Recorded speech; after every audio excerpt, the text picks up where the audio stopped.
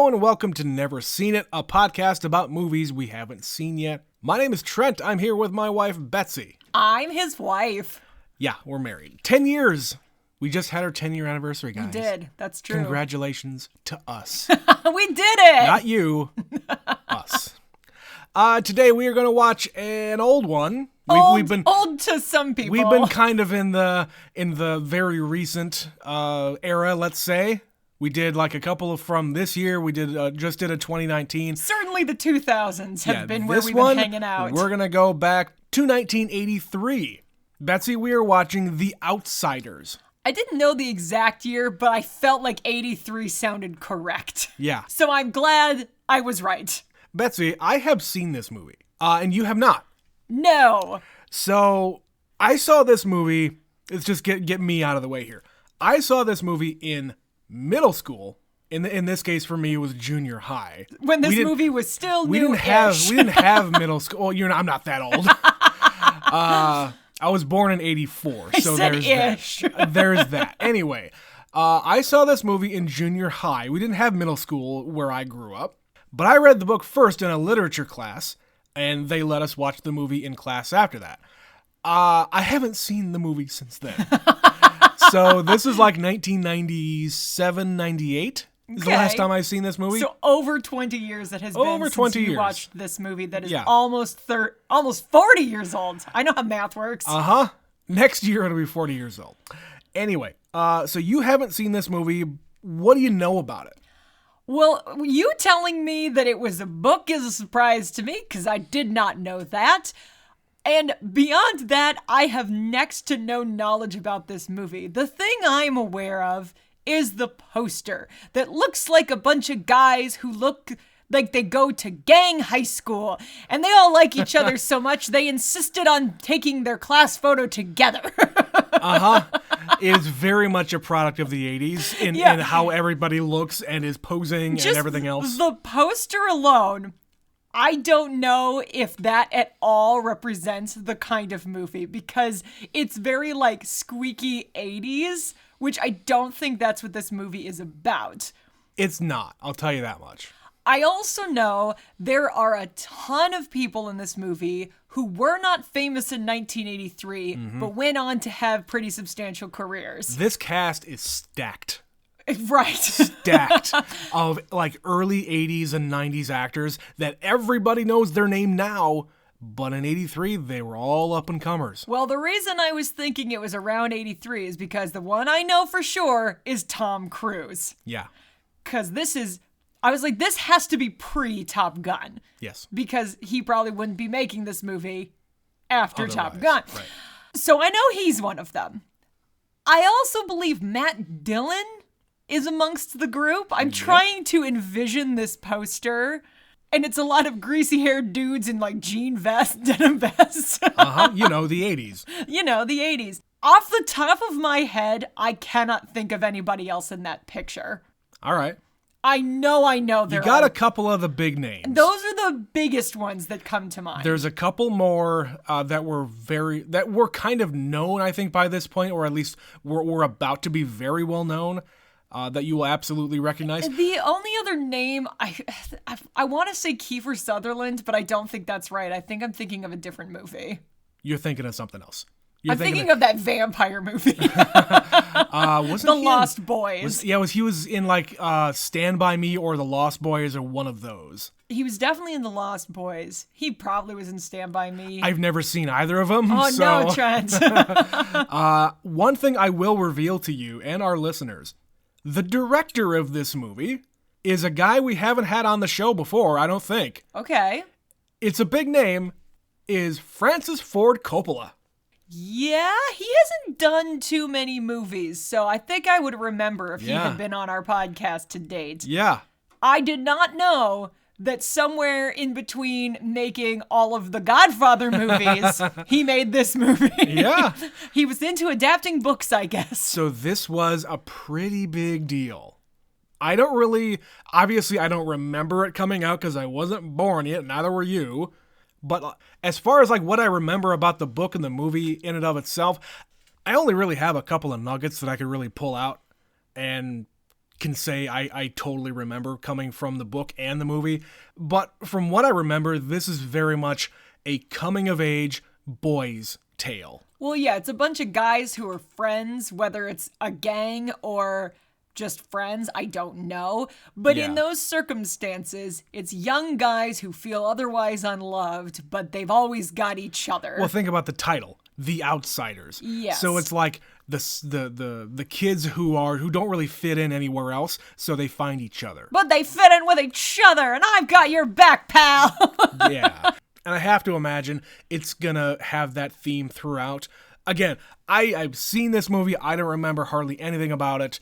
I hope that it all kind of comes back to me once I start, because reading the book and watching the movie, you would think it would stick in my brain, but my brain ain't so good these days. It's also been 25 years. My brain ain't so good these days. So anyway, let's go and watch The Outsiders, Betsy. We will be right back.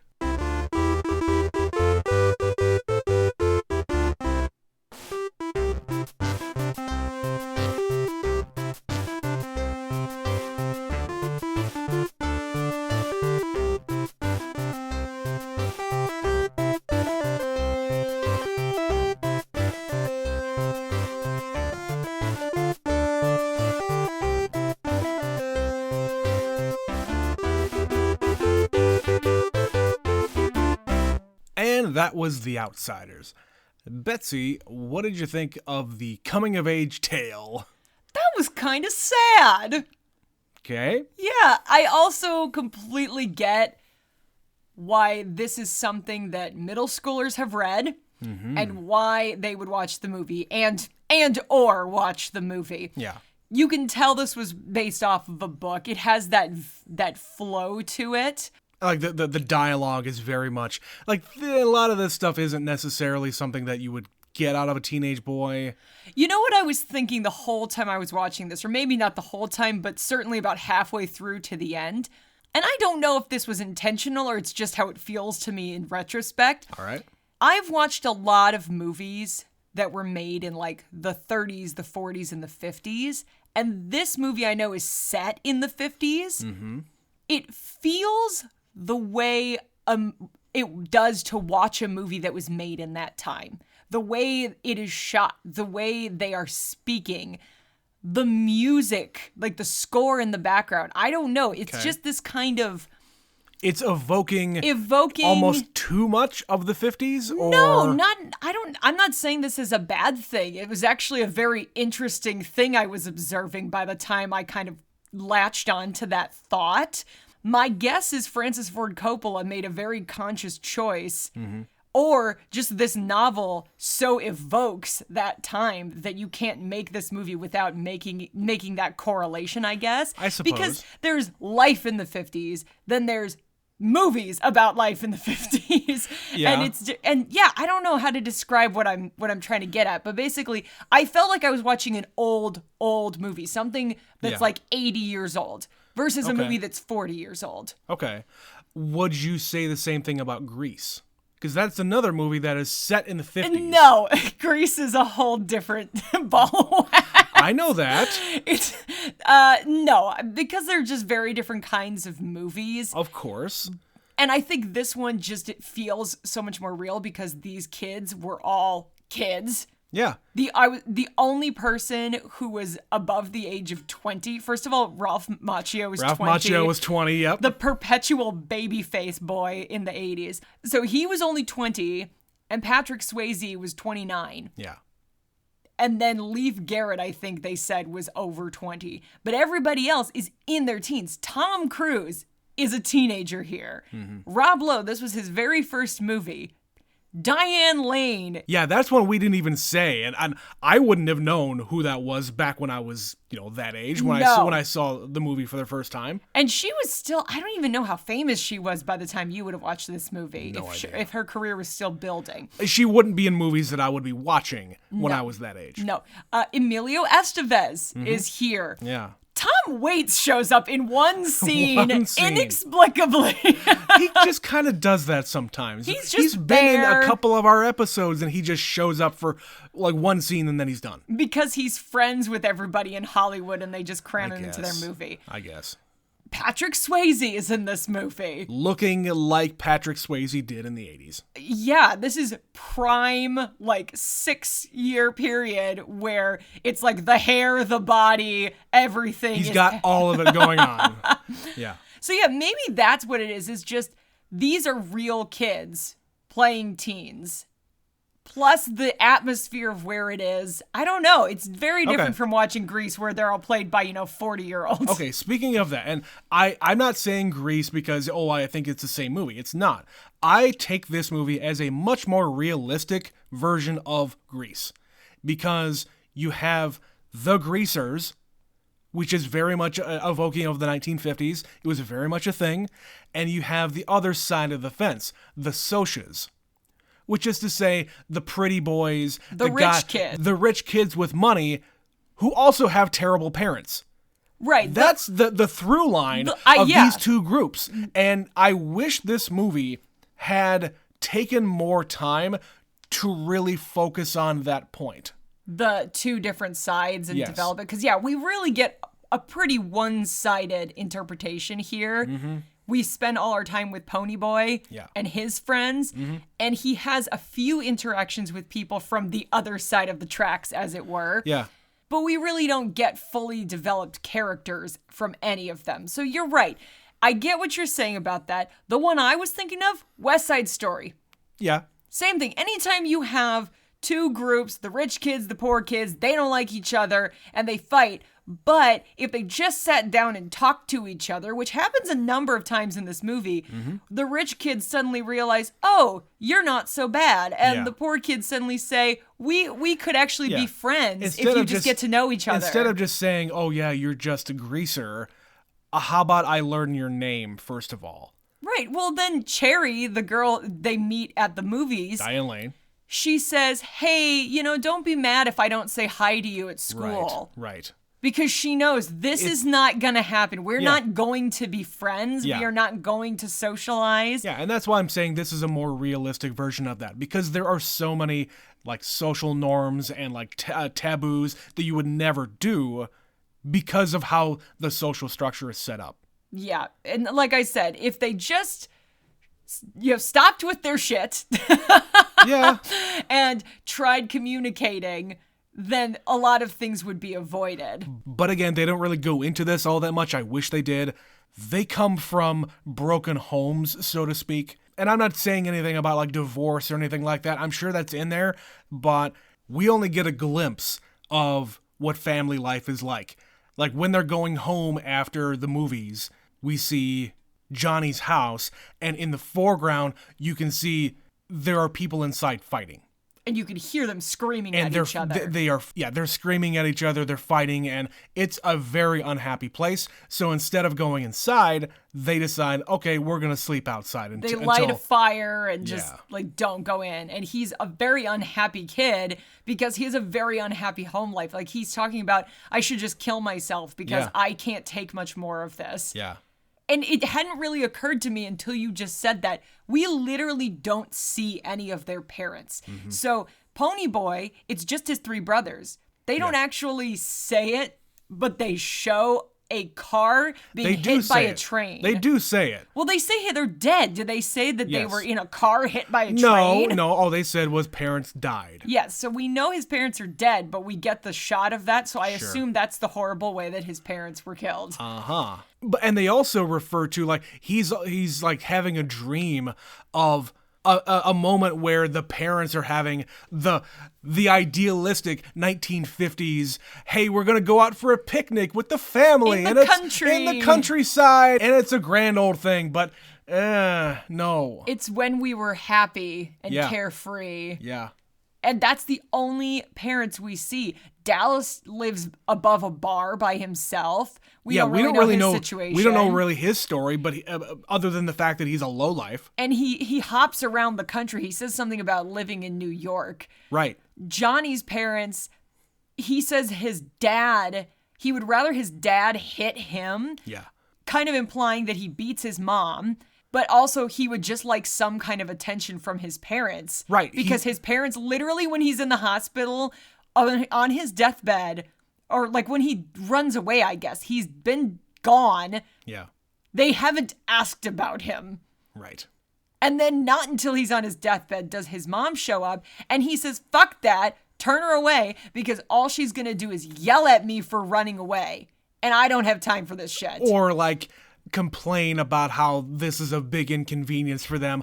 How dare you put so much on me? Don't you know how busy I am? On his deathbed. On his deathbed where he is clinging to life. Yeah, she's at the door and we never see her. Yeah. And we don't see anybody else's parents. It's just a bunch of teenagers. And that goes for both sides, the rich kids and these kids. Yeah, what little we see of the Socs. They're just out and about in the middle of the night, up to whatever they seem to want to get up to. And that's a weird way to live your life. Like, it is. Like, where are the parents? Well, and again, it is the 1950s. You don't get the helicopter parents where they're involved in all the kids' activities, and they have like a strict schedule to be home by this time because of XYZ. No, there's none of that. They're just gonna go off. You didn't see the parents in Grease. Well, that's a whole different thing. You keep saying that, but I don't think so. Have you seen Grease recently? No, I haven't. I don't think about Grease when I'm watching this movie. Anyway, that's a whole different thing. All I'm saying is that these are high schoolers off by themselves doing whatever they're gonna do. And it's a very different era. I was just going to say, it's more the time and the place. Like, we have changed, like, socially as it pertains to children and people taking care of children. And they talk about, like, a boys' home, like, where they're going to take you away and they're going to put you in a boys' home, which is a really nice way of saying, like, juvie or something to that effect. Sure. Some shithole. But what I was going to say is, the age at which you are considered an adult is very different now as it was back then. Oh, yeah, people got married at like 14, even back in these days, which is like, have you met a 14-year-old? Depending on the part of the country that you're in. Well, this is Oklahoma. Yes. So they probably had some people getting married at 14. Knows? I don't know. I'm not judging Oklahoma here. So what I'm saying here is, you're at 16. Like, Johnny's 16 in this case. And they don't show them at school at all. No. I don't even know if they go to school or if they're all dropouts or what's the deal. We know the oldest brother, Patrick Swayze's character, they specifically say he's a dropout. Yeah, he's a dropout. And they also mention that there's like social services that will be coming to the house to make sure that the house is in order because he's the man of the house now. Oh, yeah. And he has to take care of his brothers. He's clearly struggling with that. Like, the first time we see him, he's like, do you have any idea what time it is? Right. And it's not only just for the sake of Ponyboy. It's for, if you're not here when social services shows up, you're going to be taken away, period. And I have no say in that. Right, but you have to follow my rules. But then he reacts the way a brother does, and he pushes him, and Ponyboy runs away. Yeah. And that's where this got dark very quickly. I forgot there was a murder in this movie. Well, a manslaughter, yes. So we're just like, here's a bunch of kids. They're going to a movie. They meet a girl. They're out too late. Yeah. La, la, la. It's kind of a Life is it's fine. a typical 1950s going to the drive-through, or drive-in in this case. Yep. You got some of the teenagers, some of the boys who are trying to hit on the girls and like go a little bit too far. And of course, this is PG. Before there was a PG-13 rating. Right, and there's drinking happening, and the girls don't like it. Uh-huh. And there's boys hitting on the girls. And this is where they kind of interact with the people they call the Socs. Yeah. And they have just a conversation, and they realize, you're not so bad. Why don't you sit with us and let's get to know each other? Right. And they're about to walk home with them, but because they have their drunk boyfriends behind them, they start some shit. And then it just escalates very quickly. They're out in their car at 2 a.m. and see Ponyboy and Johnny walking through the park, and they start a fight with them. And there's 4 or 5 of those guys, so of course they're gonna beat up completely outnumbered these scrawny little kids. And the only defense that they have is, this is our territory. You're gonna be asking for trouble here if you come here. And they don't care. No, who's gonna? You and what army, kid? Right. You're like 90 pounds. You are completely outnumbered. You're gonna get your ass kicked. And because they're drunk, they take him over to this fountain, and they're going to kill him. They're going to drown him. They're dunking him headfirst in the water. And this sequence, it's kind of cool because you can hear everybody yelling. Yeah. You see him going underwater. You see him under the water. Yep. And then there's just red. Yep. And of course, you've been getting all the pieces. Johnny's got a switchblade. Yep. And he comes over. And then the next thing we know, there's blood in the fountain. He's covered in blood. And there's a dead guy. Yeah. And we have this conversation afterwards where Ponyboy's waking up and realizing what happened. And he's like, I'm going to be sick because I'm looking at a dead body. So he goes over to the merry-go-round to go puke. And Johnny's just sitting there covered in blood, holding the knife still. And there's this really... You don't see shots like this. And this is one of the only times where I would say this is not a 1950s like shot film, because you have this dual focus of Johnny in the foreground and the dead body in the background. They do it a few times in this movie. Yeah. Like before this, there were a couple of shots like that. Mm-hmm. And that is something that is actually a pretty old trick. If you've seen, God, Citizen Kane does it. I suppose. Yeah. I think Orson Welles might have been one of the first, if not the first one, to play with that trick. He was the first to do a lot of stuff. Because, we could go on a whole tangent about the way Citizen Kane is filmed and the impacts on film, but it is an older trick that has carried through. Yeah. But yeah, there's a cool shot. He's talking to him and saying it was self-defense. They were going to drown you. I had to do it. I had to do it, yeah. And then they just go on this little adventure where they're hiding out in a church, and they've never even, like Johnny says, he's never even left the town. Like when they were in that church was the farthest he's ever been from home. Yeah. Well, but first they go over to Dallas's place when we find out how he's living. And he's so calm. Yeah. When they tell him he killed a guy. Yeah. He's just like, yeah, good for you. Go upstairs. Yeah. Like, get out of those wet clothes. This is all old hat for him. Yeah, we don't know why. He's just very calm about the whole situation. I feel like when he was talking about New York City, he said something about beating a rap. I think maybe that's what happened. He escaped New York City because he got into some deep, deep trouble, and he was able to beat it by just getting away to Oklahoma. But he gives him some money and a gun, and he says, get on this train to this place. There's an abandoned church. You're going to buy a week's worth of food, and when the heat dies down, I'm going to come and get you. Right. And he's got this whole plan lined up. Like he knows what he's going to do if he gets in trouble. Exactly. That's his plan for himself to fuck off. But because it's one of his or a couple of his buddies, he's just going to burn this plan on these two chuckleheads. Yeah. Because he's just trying to help, which again, there's a lot of layered character stuff that we don't really get into, and maybe in the book you get more of it, because his friends say to the girls at the beginning, he's really a good guy if you get to know him. And he sort of demonstrates that a few times. Like he's very quick to help them. Yeah. He's just sort of a lost guy who has made really bad life choices. Yeah, and he always seems to fall in with the same types of guys, I believe. And these guys take him in because he knows his stuff, he knows how to fight, and he's loyal. Yes, but he also feels taken advantage of by the world, which is why he doesn't stick around very long. Yeah. And at the end of the movie, there's a mention of, you should tell him because I don't think he sees good in the world. Yeah. You should really have a conversation with him and remind him there is good in the world. Yeah. And speaking of that, the overarching thing in this entire movie is the fact that Ponyboy is one of the good guys. He's just this sweet teenage, quiet, likes poetry, likes Gone with the Wind. He likes to read. And he would never be able to read or recite poetry around the other guys. He would never be able to talk about what his feelings are about whatever, whether it's like sunsets. The fact that he has them. He has feelings. Exactly. He's this sweet kid who by any other circumstance in his life would have been a soch. Instead of a greaser, but because his parents died and they're having a hard time, they're basically living on one income. I guess his other brother works as well. Soda Pop. Soda Pop. His brother Soda Pop. How did those two end up with the weird names and the biggest brother didn't? His name is Daryl. Maybe he's a junior. They don't explicitly call him it could that. be Daryl Jr., yeah. But they start with Daryl Jr. and then they just kept having sons, so they had to name them something. I guess. That's a good point. That's a good point.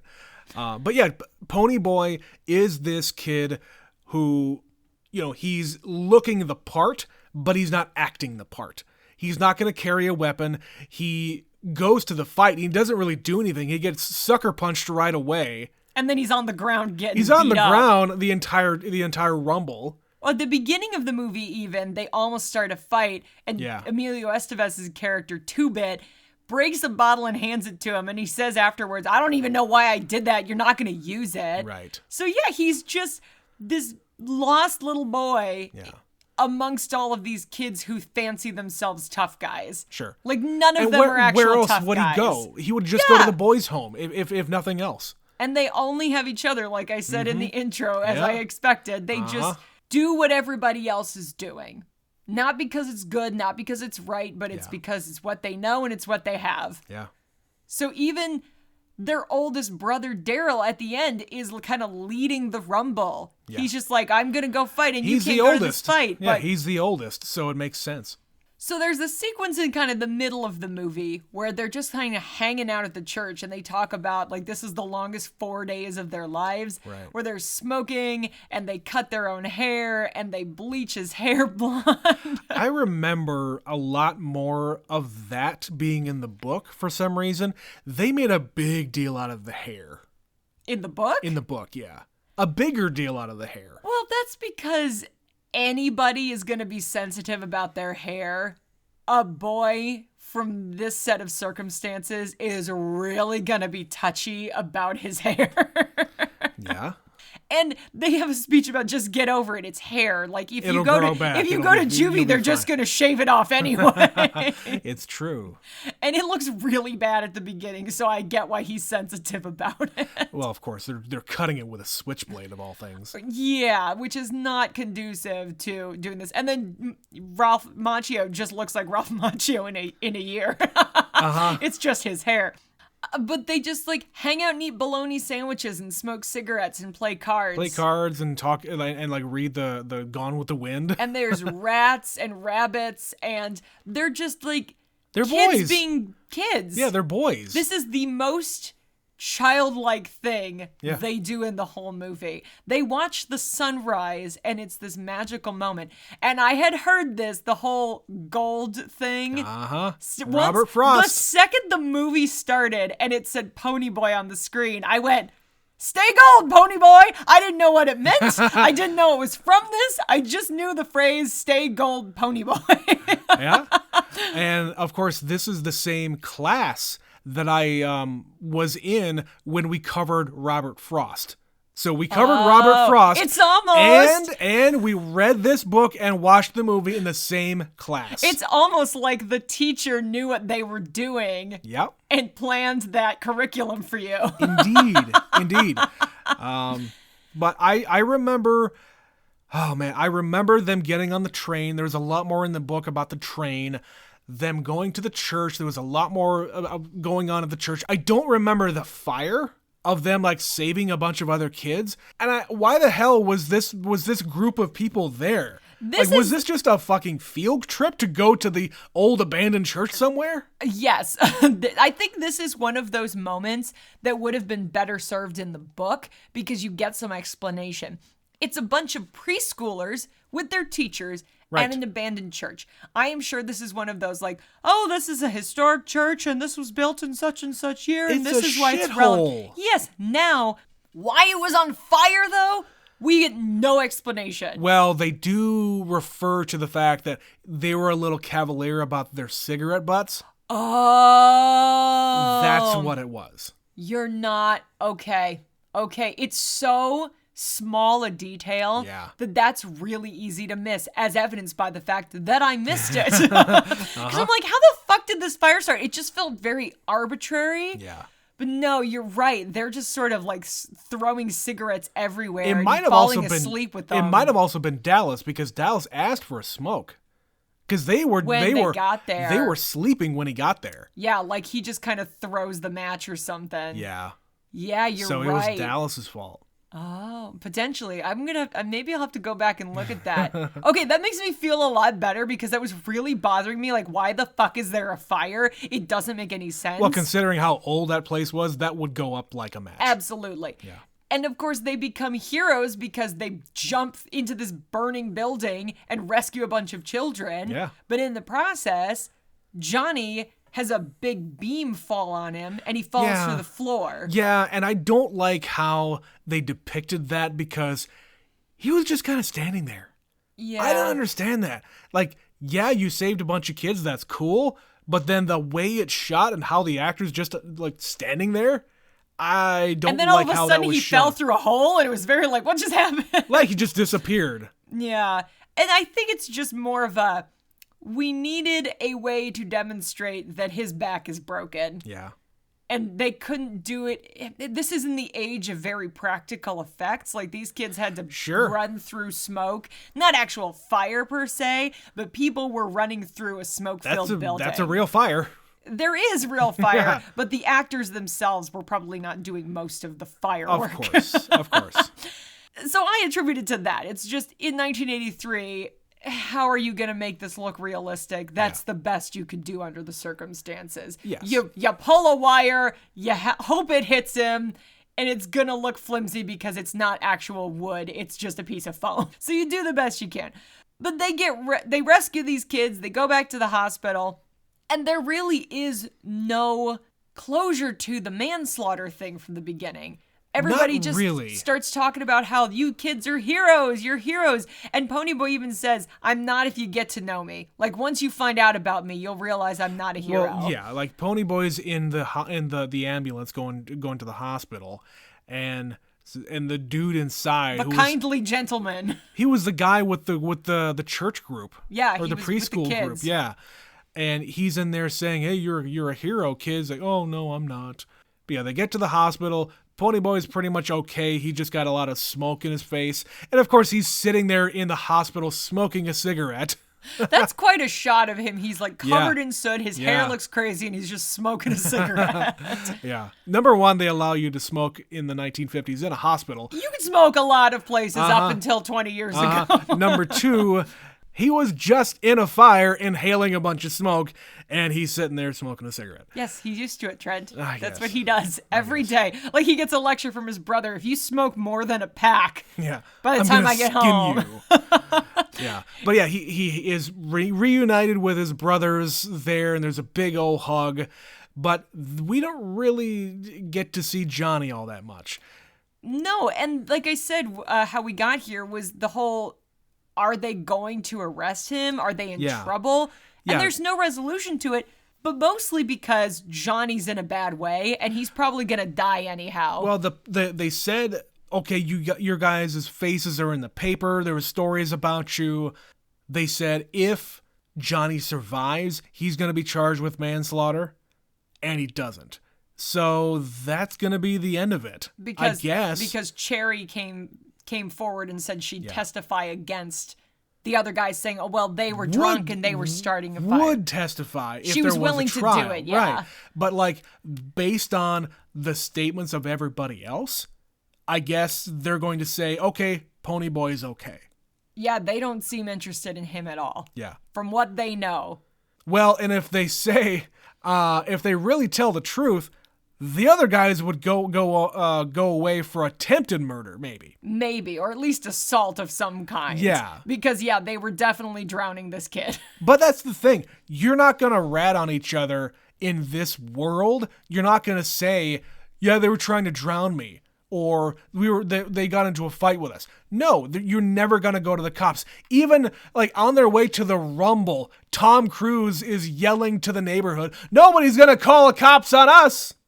In his very I believe it was squeaky voiced nobody's gonna call the cops on. I'm Tom Cruise. Like, his voice is so high here. Yes, he's a wee boy. It hasn't dropped yet. Yeah. Well, speaking of Tom Cruise, back at the house after they leave the hospital, Ponyboy's making breakfast for himself. And then in waltzes Tom Cruise and Emilio Estevez. And, like, he's got a pan on the stove. And, like, they almost tackle him, and the food just goes flying. Did you see that? They spin him, and the egg goes onto the floor. Yeah. But, yeah, like, this scene of them just going into the house and, like, talking to him more. Making themselves at home. Yeah. And, like, Emilio grabs a beer. They even point out, like, you're going to have a beer for breakfast? But then the other guy's having cake. They have chocolate cake all over this house, and Tom Cruise is just eating it like an apple. He takes a giant chunk and is just like wolfing it down. It's all over his face. He's eating it like an animal. Yeah, and like Emilio has this tank top on with Mickey Mouse on it. This is the second one he has worn this movie. Yeah. He has worn he has two outfits, and they both have Mickey Mouse on them. Yeah. And then they say, like, oh, hey, Mickey is on TV. Oh, hey, too bad Mickey's on TV. He loves cartoons. They stop everything and go and watch Mickey Mouse. So again, it's just like weird little character thing where this tough guy likes watching cartoons that are for children. They're just kids. Yeah. They're not adults here. They're just lost boys. They're trying to find their way in the world, but they just want to stay home and eat cake and drink a beer. Maybe we should watch Lost Boys. Maybe, but that's a very different kind of movie. I don't know if you're aware of that. I'm sure. I've also not seen Stand By Me. All of these coming-of-age boy movies. I think Stand By Me is much more in the vein of this movie. All right. I've only seen it once, but I got that vibe as well from this movie. Because that's kind of that sweet spot in the early to mid 80s. They made a lot of these. I guess. But anyway, so after that, Emilio and Ponyboy go out and they're going to go to some diner somewhere. They're just going out for food. They don't have a car. They're walking. Oh, yeah. Trying to hitch a ride. Emilio says, well, I would drive, but the brakes are out in my car. Which, again, is just a reminder that these are poor kids. Like, if they have a car, it's probably a piece of shit. And if it runs, they're lucky. Yeah. But they go to get food, and the kids from the beginning that were in the fight, one of them is driving his car. He's got this really distinct blue, what is that, a Mustang or something? Yeah. He sees them, they stop, and they're like, well, let's just see what he wants. Yeah. And he wants to talk to Ponyboy alone. Right. And the two of them just have this really normal conversation. And he even makes a comment like, you know, it was good to talk to you, Greaser. I take it back. It was good to talk to you, kid. And that's like this dramatic moment. And they introduce each other with their names and shake hands. Right. And this is the day of the Rumble. Mm-hmm.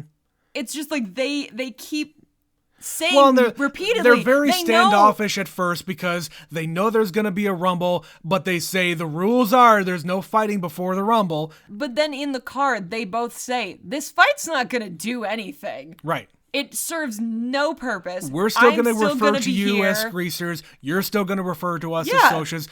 I'm always going to be a socia. You're always going to be a greaser. Nothing will change that. Nothing will change. And it's these two guys who are not happy about their position, let's say, but they're in it. This is their family, so to speak. This is their chosen family. And what are you going to do? Not stick up for your family? So they're going to do it. They're going to go through with it, and it's just their life. And like Dallas is in the hospital, and he asks her a switchblade because Johnny's doing really badly. And he like cuts his own wrist a little bit, and he's like, we're going to win this for Johnny. For Johnny. For Johnny. Yeah, and he shows up out of nowhere. Like he ditches the hospital to get involved in the Rumble. Right. By the way, I read something. In the hospital there, when we were introduced to Dallas in his bed, there's a nurse in there. That nurse is the author of the book. Oh, funny. Yeah. I love it. Where he's shooing her away. Yeah, that's the author. I kind of wondered because the name of the author is just two initials, and usually, in these days especially, it was because it's a lady. The woman who wrote it knows that this is a story boys will like. Right. And you're but not they going to will want not to read it read because it if it's a girl. If they know it was written by a woman. Yeah. That happens all the time because boys are stuck up about things like that in a Yep. lot of cases. Sure. So you have to kind of squeak it past them. But yeah, they figure out that Johnny's back is broken. Like, he's laying face down on a bed. He can only look at a mirror to He look says at you. he can't feel anything below his lower back. Yeah, and he And says, the doctor says you're going to be in a wheelchair, not even in crutches. yeah, even if I make it out, I'm never Yeah. going to walk again. And he's revisiting the thing he said at the beginning. Yeah. I don't want to die. Yeah. I said that, but I don't want to. Yeah, I'm only 16. There's I'd so many be other things I want to okay. do. I'd be okay with it if I had done something with my life, but this sucks. Yeah. And they have very different reactions to it. Ponyboy starts crying, and when when Johnny dies, Ponyboy just gets very sad. Sure. Dallas goes apeshit. Yeah. And he goes and he robs a gas station. Because again, he's falling back into what he thinks he is. He's a no good. I'm trash, and I Yeah. deserve to be treated like trash, Yep. and so I'm gonna go This act is like what trash. This is what trash does. So I'm gonna go and be a belligerent asshole to the shopkeep. He's gonna rip a magazine in half and go up to him with an unloaded weapon. There's no bullets in that gun. They made sure to tell the viewer he does not have on the way out of the bullets in that hospital, gun. he pulls a gun on a doctor and pulls the trigger. And yeah, there's no bullets in there. Yeah, don't tell me I can't be here. I can be here. I can be 'Cause he wherever I want to be. And that doesn't help this situation because, of course, he walks out and he's in Yeah. grief, and somebody tells him, "You don't belong here," which is already what he's been thinking. Uh-huh. And so he just goes and finds a way to end it for himself. Even if that wasn't exactly what he intended, he was, lighting the fire, as it were, metaphorically. Right, and yeah, And he gets I don't shot think by that is the point of him doing that. But I mean, he's gonna meet his end. At a certain point, it kind of feels like it. And there's already cops everywhere. And this is Tulsa, Oklahoma, by the way. So it's not a huge city, but it's big enough that there's enough of a police presence that they're on the lookout for people who are in the rumble. Fair enough. Or at least up to no good. Sure. But yeah, he gets shot by the shopkeeper, and then he's running through a park, and he just starts waving the gun around. Well, he calls Daryl Well, first. he does, but in the park, they all see this happening. Sure, yeah. He's surrounded by cops. He could just stop, but no, he waves the gun because he wants them to shoot him. Yeah. By And that he's like- by that point, yeah. Yeah, so by the end of the movie, we've got two of his best friends gone. Yeah. And Ponyboy is writing this whole story down because he got a letter from Johnny. Yeah, and we have this weird, like, he's sitting in his room at his desk and he's reading the letter, but then Johnny's visage comes like his ghost floating his head. ghost figure is reading the letter out loud. And then he's talking about Dallas, and then his And then figure Dallas, is over his other his shoulder. ghost is over here. And Yeah. you get the phrase, "Stay gold, Ponyboy." Yeah. I finally figured out what he meant by that poem, and Yeah. it means be a kid and stay a kid. Yeah, and I enjoyed that portion of it because it's true. Because when you are a kid, everything is new. Just like a sunrise, that's a new day. Whatever you make of that day is all you. Well, just remember being a kid and summer felt like an eternity. Yeah. You didn't have responsibilities. You could get up when you wanted. You could do whatever you wanted throughout the day. Yep.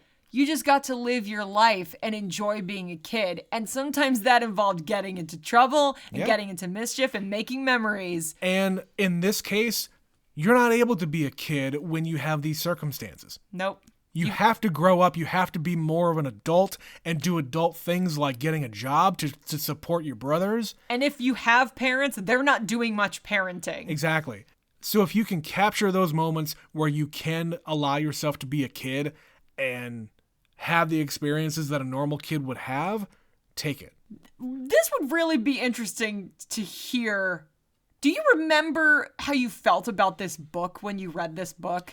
Because you were a little younger than these kids are. Yeah. But clearly the whole point of this is a couple of things, Everybody is just a human being and doesn't matter where you're from because you can still be good inside, even if people think you're trash.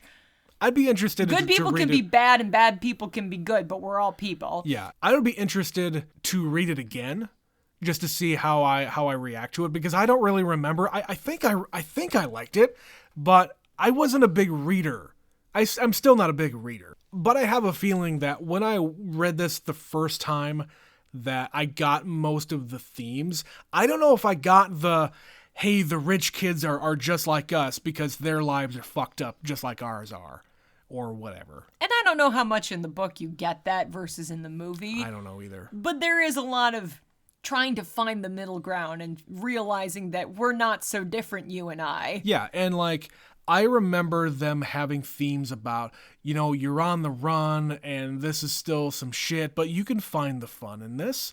Like, I remember there were things about them talking in the train car. There's stuff about them at the church, and there's more of that. And by the way, there is a longer version of this movie. We haven't mentioned this. We watched the standard version on HBO Max. There was apparently a director's cut that got put out with like an extra 20 plus minutes of footage into the movie. So it's not just like deleted scenes. They're put into the movie where they need to be. Because like any book, they changed things and cut things for time. And this is like an hour 40. You could easily, I'm sure, have made more to this movie. Yeah, and apparently the studio made him cut it down that far. Yeah, typical studios. Well, and I suppose that this movie was meant for kids. It's PG. Like, there were very few things that would be objectionable. You could cut those out and they would be fine. Like, I think they said shit a couple of times, and they have some like weird pubic hair joke. Yes, this they do. And that's if that's you're about a kid, it. you might not even get that. No. I absolutely think you could have cleaned this up and made it a modern day PG, and it would have been fine. And I would be curious to watch the extended cut just to see what they added in. True. And not having read the book, I wouldn't know exactly what is missing or if the extended cut is worth it. I'm always interested in, sometimes you get those extended cuts and it's not worth it. But in this case, maybe. Yeah, and like sometimes it makes for a better movie to cut some stuff out. But for the fans of the book, it would make better sense for them to include more. Okay, people who love books that get adapted are typically, I'm not going to say exclusively. Crazy. Okay, that's Crazy. A very intense that's way the of word describing. No, what I I was use. going to say is they would like you to adapt every frame of every word every of piece this of book. dialogue. You have to do it all. That anything less than that is unacceptable. The most interesting thing, and it's just kind of a weird moment at the end of the movie, there is a kind of title card that says, "Thank you to the students of this middle school and their teacher. They literally read this book and then wrote Francis Ford Coppola a letter and said, we would like this to be a movie and we think you should direct it." So he fucking did. He read the book and then he threw out the script and wrote his own. But yeah, the author of the book was very involved in the project, as evidenced by the fact she's in the movie. Yeah. But there's always going to be concessions that are made. And then, of course, the reason he made the extended cut was because his granddaughter was reading the book, and she was one of those people that was like, why didn't you have all this stuff? Well, and again, it was the studio that made him cut it down, so that happened in the editing process. So the author being on set would have contributed to more being shot. It's all shot, but it just was cut out of the movie. Fair enough. But yeah, that is very interesting that it doesn't on paper make a lot of sense why Francis Ford Coppola would make this movie.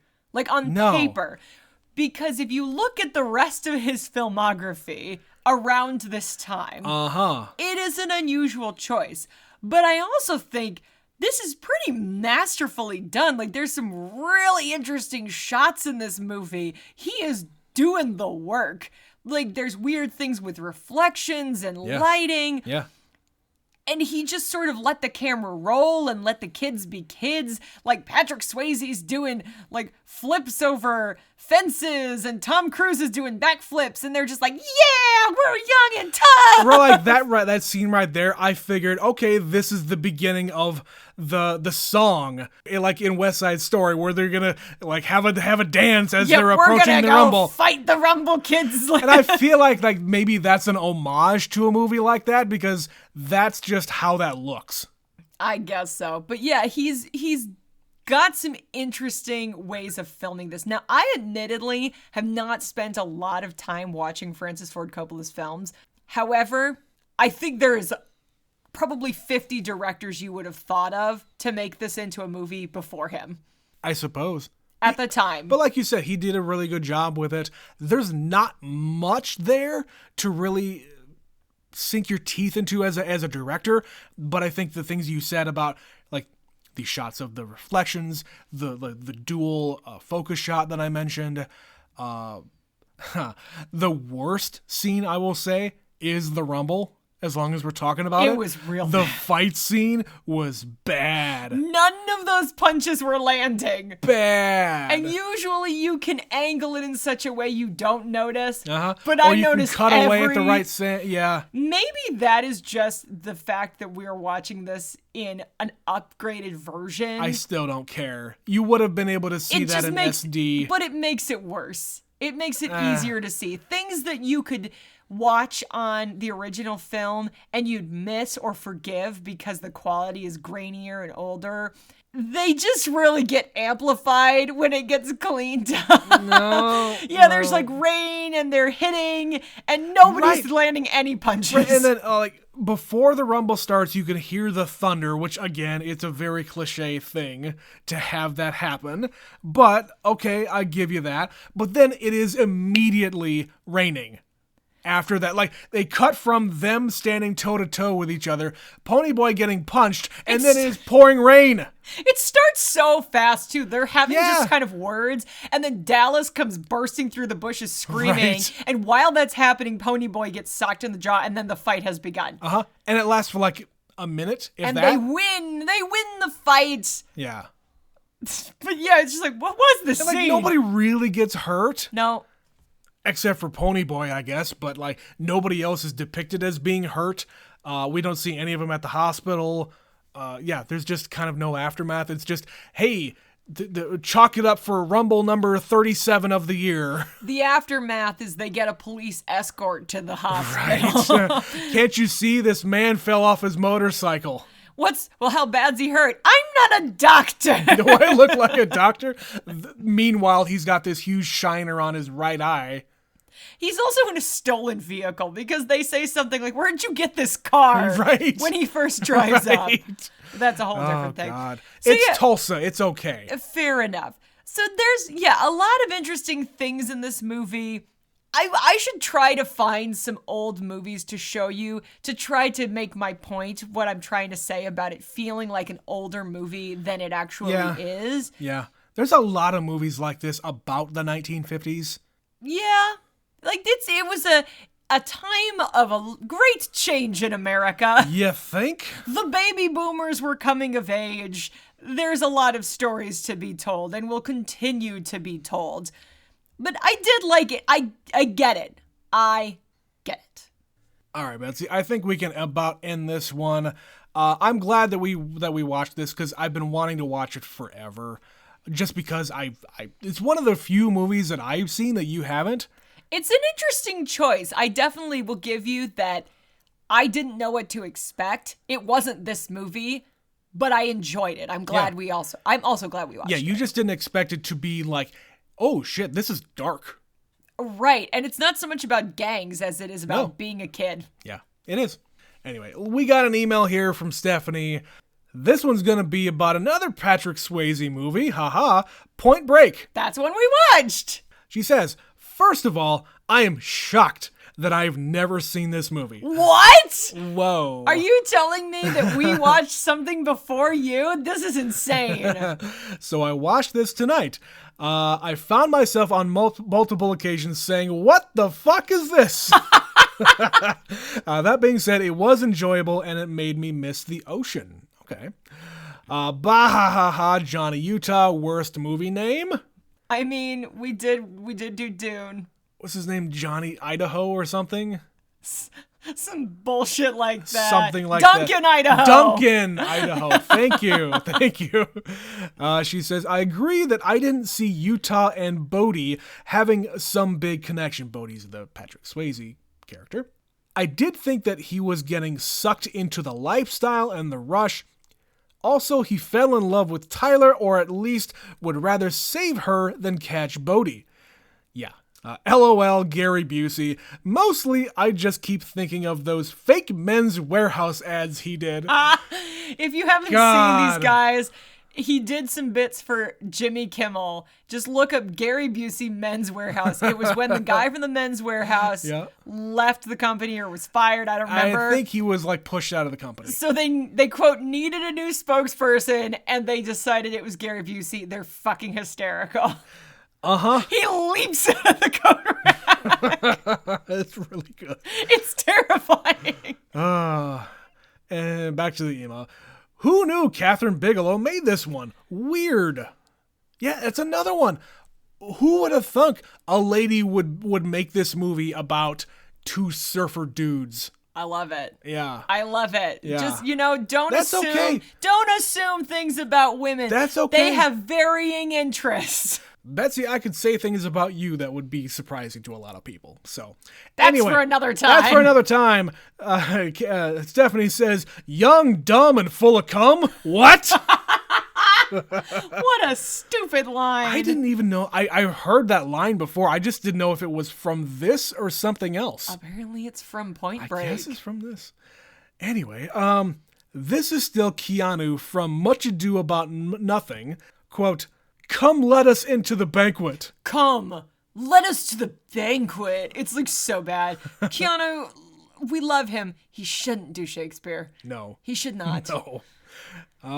She says, yeah, so I felt like the chase scenes and the surf scenes went on too long and they sacrificed character development. Yes, they did.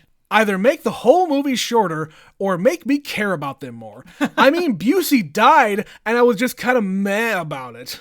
I forgot he died. Yeah, he died at the shootout at the airport and they just left his body there. I totally forgot that. If that just goes to show you how much I was paying attention. No one cared. And how invested I was in those characters. No one cared.